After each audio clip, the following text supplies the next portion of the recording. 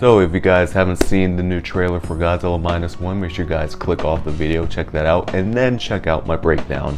Please subscribe first. I mean, don't leave without subscribing. And I gotta say, as a G fan myself, I think that this is the most impressive Godzilla trailer that I've seen since the 2014 marketing. I tell you, it was perfect. Perfect. Everything, down to the last minute details. One thing I loved about the 2014 marketing that you saw in those prior trailers was that they didn't really reveal a ton of Godzilla, and they waited for you to see him in the movie, which we ultimately did not get to see. But in this trailer, what they did right was showed us a bit more Godzilla in the trailer, but at the same time, it still feels very reserved for the overall movie.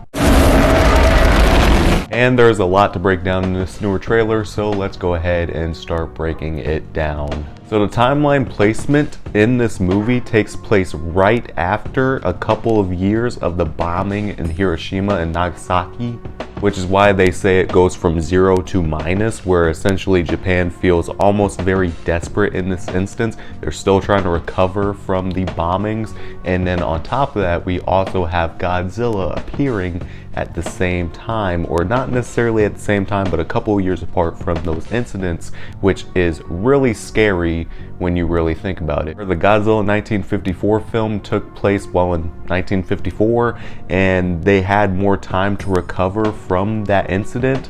This is very close to that incident, so this is more dramatic and much more terrifying in that sense. And that's another word I can use for this trailer, is terrifying. One thing that they play on this version of Godzilla is that they bring him back to being a force of destruction and an allegory for the nuclear testing and the nuclear bomb dropped on Hiroshima. And I gotta say, the visual effects in this movie may not look 100% great, but they utilize it in a way that feels creative, feels brand new in a lot of sense, but also feels like it plays a purpose in the overall story and telling how terrifying Godzilla is as a threat. Run! It's Godzilla! It seems like in the trailer, we have a bunch of battle boats going out to take out Godzilla before he becomes known to the public, or before he can make it on land, which we do get this beautiful shot of Godzilla going underneath the boats, and another shot of Godzilla's hand grabbing one of the boats.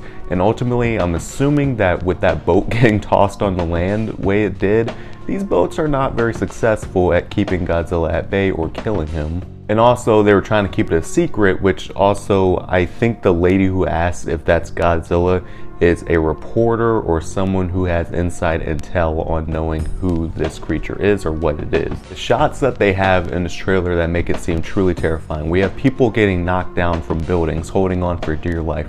We have people running in fear as Godzilla is using his tail to kill and slaughter tons of people running away. And Godzilla seems to be going in the GMK route, where before in GMK he intentionally blasted a whole group of people.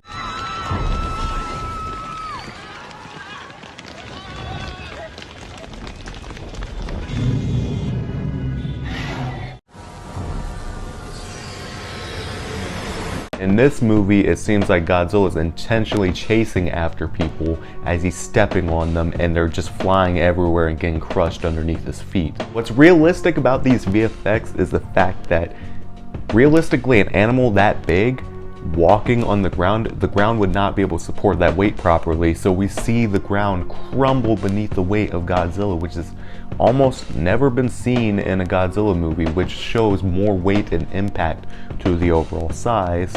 And at first, I was not a big fan of this newer Godzilla design that they have in this movie.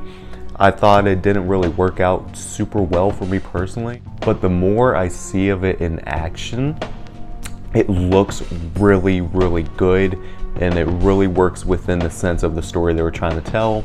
Also, we have references to original films as well, with Godzilla chucking trains and picking them up with his jaws. The biggest part in the trailer that I truly want to discuss is that ending shot of him roaring, on fire, all burnt up and all jacked up and skin exposed.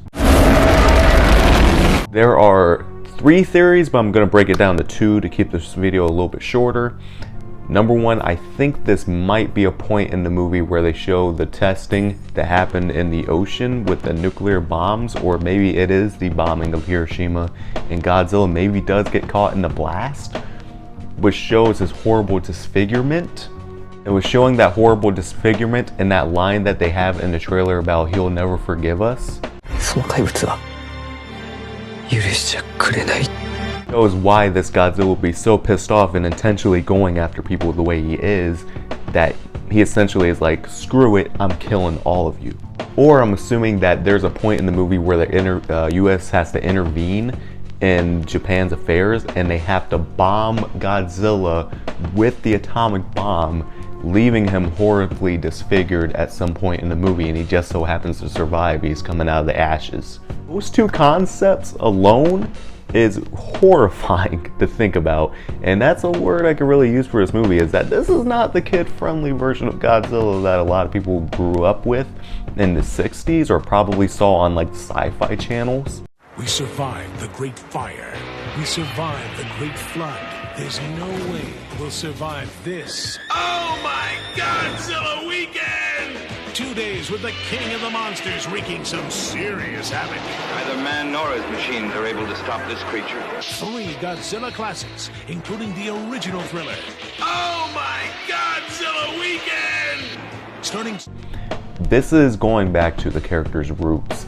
They're bringing his size back down to a very similar size that he had in the original movie. He's not the dramatic 300 feet. It doesn't seem like he's going to be fighting any monsters, but that remains to be seen. We haven't seen any in the marketing. I'm all for it. I thought this trailer looks absolutely amazing, and hopefully you guys did too. Comment below what you guys thought of the trailer and what else did you guys notice in the trailer. Before you guys jump on it, yes, I noticed the atomic breath in the trailer. I saw that beam blow through that boat the way it did, and my god, this movie is gonna be nuts.